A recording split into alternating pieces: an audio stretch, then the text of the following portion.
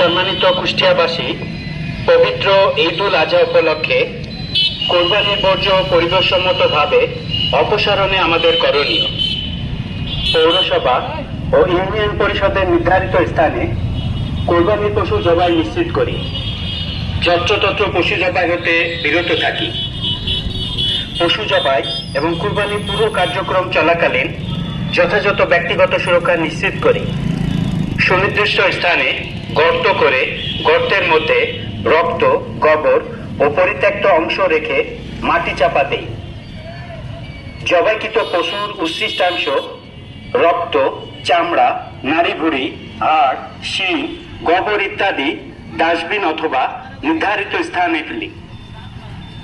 কোরবানির বর্জ্য অপসারণ বা কোরবানির গোশত বিতরণে পরিবেশসম্মত ব্যাগ পাত্র ব্যবহার করি। কোরবানির বর্জ্য স্বাস্থ্যবিধি মেনে দ্রুত অপসারণে পৌরসভা ও ইউনিয়ন পরিষদকে সহায়তা করি।